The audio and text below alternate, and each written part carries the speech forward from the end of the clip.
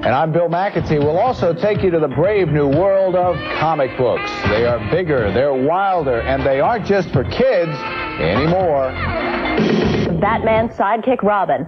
But now comic books are starting to go where no comic book has gone before.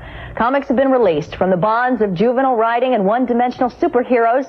They have reached such a startling new form that some prefer to call them graphic novels. And in our cover story, we find they are evolving faster than you can say Shazam. When was the last time you looked at a comic book? You probably thought they were for kids. Well, take a look now, because comic books have grown up.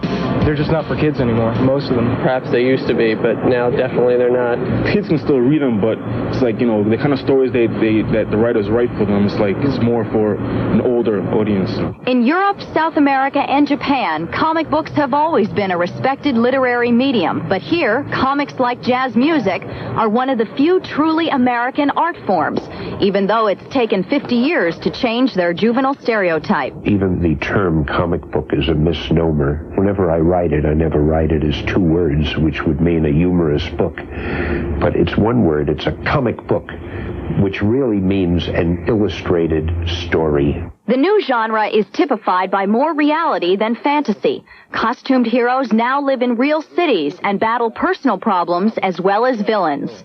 You can relate to the character now, whereas years ago, like you said, they were goody-good two-shoes, and they always come up on the right side, and they never got hurt, and their costume never got dirty. This style has drawn the newer, more mature audiences to specialty comic book shops, which have increased from less than 100 in the 70s to over 4,000 today. But will this new style bring back censorship like comics suffered through in the 50s? Comic books are an important contributing factor in many cases of juvenile delinquency. We always have to be aware that we're catering now to a very broad spectrum of readers, and we have to be very careful about what goes on each page. The art's really the first thing that attracts me to comics. Definitely the quality of the writing and the quality of the art. The combination of striking art and intelligent writing has produced hundreds of titles like The Watchmen, Mouse, and the bestseller Batman: The Dark Knight Returns, in which author Frank Miller takes the Caped Crusader back to the roots of his original character. We've got to keep in mind that the main image people have of superheroes is Adam West playing Batman on the old TV show. That's what had to be overcome. But the idea itself is valuable.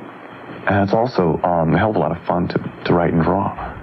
In the 50 years since Superman and Batman first appeared, heralding the age of comic books as we know them now, comics have come a long way. Retail sales have now grown to $350 million, and that's up from less than $200 million just 4 years ago. That's interesting. Did you have a favorite comic book? Yeah, not a superhero. I like the Archies. Yeah, I did. I like the Archies too, but I don't know if they translate to this philosophy today. I don't know how much literary license you can take with Moose and Jughead. Jughead, I know.